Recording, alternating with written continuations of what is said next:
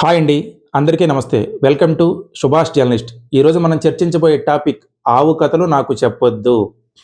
అంటే ముఖ్యమంత్రి చంద్రబాబు గారు సొంత పార్టీకి చెందిన ఎమ్మెల్యేలను ఉద్దేశించి చేసిన కామెంట్ ఇది.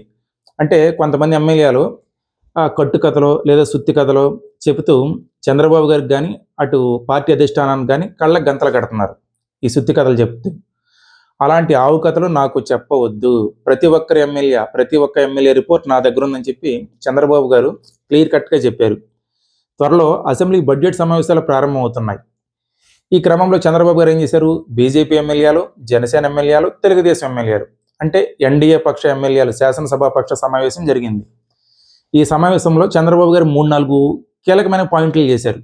ఇవన్నీ కూడా ఎమ్మెల్యేలను ఉద్దేశించి చేసినవే. ప్రతి ఒక్క ఎమ్మెల్యే రిపోర్ట్ నా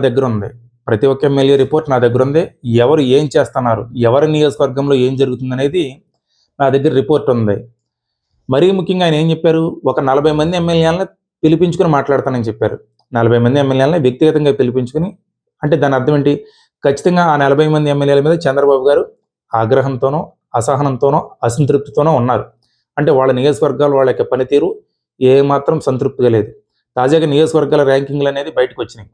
ఆ లిస్టులో చూస్తే ఒక 40 మంది ఎమ్మెల్యేల పనితీరు ఏమాత్రం సంతృప్తికరంగా లేదు. అందుకే చంద్రబాబు గారు ప్రత్యేకంగా 40 మంది ఎమ్మెల్యేలను పిలిపించుకుని నేనే మాట్లాడతానని చెప్పారు.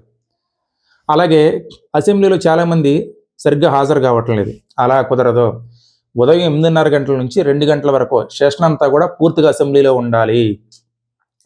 మీరు అసెంబ్లీలో మాట్లాడే మాటలు 5 కోట్ల మంది ప్రజలు చూస్తున్నారు. 5 కోట్ల మంది ప్రజలకి మీ మాటలతో జవాబుదారీతనంగా ఉండాలి. అందుకని అసెంబ్లీలకు డుమ్మా కొట్టేద్దాం, ఏదో వచ్చి అటెండెన్స్ చేసి వెళ్ళిపోదాం అంటే కుదరదు. ఉదయం 8:30 నుంచి 2:30 వరకు ఉండండి. నేను కూడా ఉదయం 11 గంటల నుంచి 2 గంటల వరకు అసెంబ్లీలో ఉంటానని చెప్పారు. అలాగే ఇంకా కొన్ని కీలకమైనటువంటి వ్యాఖ్యలు కూడా చేశారు ఎమ్మెల్యేలను ఉద్దేశించి. 90,000 కోట్ల రైల్వే పనులు జరుగుతున్నాయి రాష్ట్రంలో, వాటిని ప్రజల్లోకి తీసుకెళ్ళండి. 1,00,000 కోట్ల హైవే పనులు జరుగుతున్నాయి, వాటిని ప్రజల్లోకి తీసుకెళ్ళండి.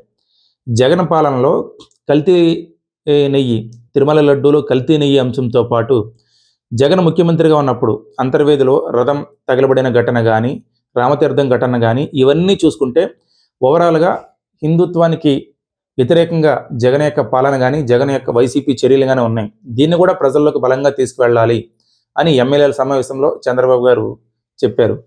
ఓవరాల్గా ఏదైనా కూడా ఒక 40 మంది ఎమ్మెల్యేల పనితీరు మీద చంద్రబాబు గారు తీవ్ర అసహనంతో ఉన్నట్టు, అంటే తెలుగుదేశం పార్టీకి చెందిన ఈ ఎమ్మెల్యేల పనితీరు ఏమాత్రం సరిగా లేదని చంద్రబాబు గారు ఎమ్మెల్యేల ముందే చెప్పడాన్ని బట్టి చూస్తే వీళ్ళ పనితీరు మెరుగుపరచుకోవాల్సిన అవసరం ఎంతైనా ఉంది. మరి చంద్రబాబు గారి సూచనలు పాటించైనా ఈ 40 మంది ఎమ్మెల్యేల పనితీరు మార్చుకుంటారా? అలాగే అసెంబ్లీలో వైసీపీని చంద్రబాబు గారు చెప్పినట్టు ఇరుకును పెడతారా? కూటమి ప్రభుత్వం చేస్తున్న డెవలప్మెంట్ గురించి చెప్తారా?